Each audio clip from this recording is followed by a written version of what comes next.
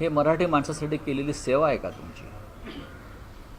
आम्ही बघू ना, आम्ही 2 ठाकरे एकत्र आलेले आहेत, आमचे भाऊ एकत्र आले, 2 पक्ष एकत्र आलेले आहेत. तुम्ही तुमचं बघा.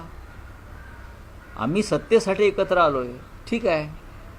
मग तुम्ही काय एकमेकांना चंपी मॉलिश करायला एकत्र आलात की रात्री एकनाथ शिंदे जातात वर्षावर, मग ते त्यांना मॉलिश करतात, मग देवेंद्र फडणवीस ठाण्यात जातात, मग फडणवीस त्यांना मॉलिश करतात, मग दोघे मिळून अजित पवारचं चंपी मॉलिश करतात.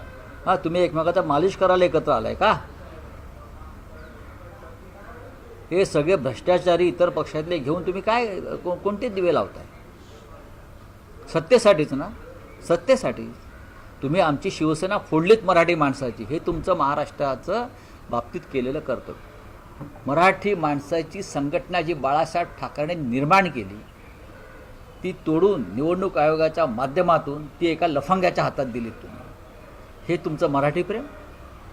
मतभेद असतील राजकीय, पण मराठी माणसाची संघटना फोडण्याचं पाप तुम्ही केलं आहे आणि हा महाराष्ट्र तुम्हाला माफ करणार नाही आणि याचा बदला मुंबई महानगरपालिकेत घेतला जाईल.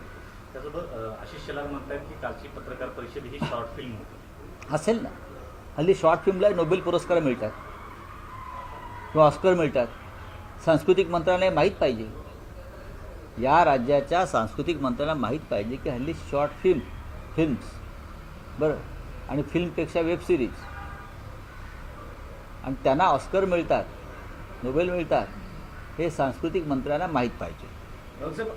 अल्ला हाफिजवर मुख्यमंत्र्यांनी त्यांचं मत मांडलंय. त्यांचं असं म्हणणं आहे की तो कार्यक्रम जिथे झाला ते ठिकाण समजून घ्या, आणि जे आज मला अल्ला हाफिजवर प्रश्न विचारतायत त्यांच्या शेजारी बसलेल्यांकडून त्यांनी आधी वंदे मातरम म्हणून घ्यावं. हो, वंदे मातरम म्हणतो. वंदे मातरम तर आम्ही म्हणतोच. वंदे मातरम तुम्ही कधी म्हणायला लागलात? देशाच्या स्वातंत्र्य लढ्यात तुम्ही वंदे मातरम म्हटला नाही.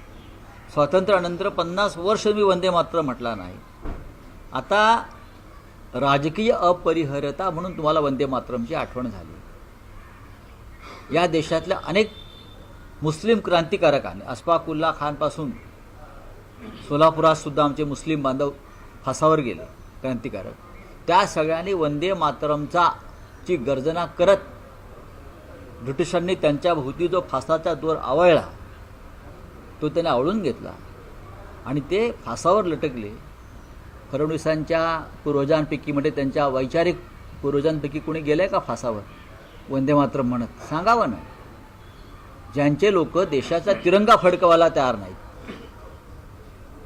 ज्यांच्या लोकांनी बॅरिस्टर जिनाबरोबर वाटाघाटी करून द्विराष्ट्रवादाचा पुरस्कार केला. श्यामाप्रसाद मुखर्जी हे मुस्लिम लीगच्या सरकारमध्ये होते, तुमचे बापजादे. तुम्ही आम्हाला काय शिकवताय वंदे मातरम? देवेंद्र फडणवीस, आम्हाला शिकवू नका तुम्ही. पुणे महापालिकेमध्ये 2017 साली शिवसेनेचे आणि मनसेचे एकूण ठीक आहे, सोडा. आजारी आजारी आहे, नाराज असल्याची चर्चा आहे. बाळा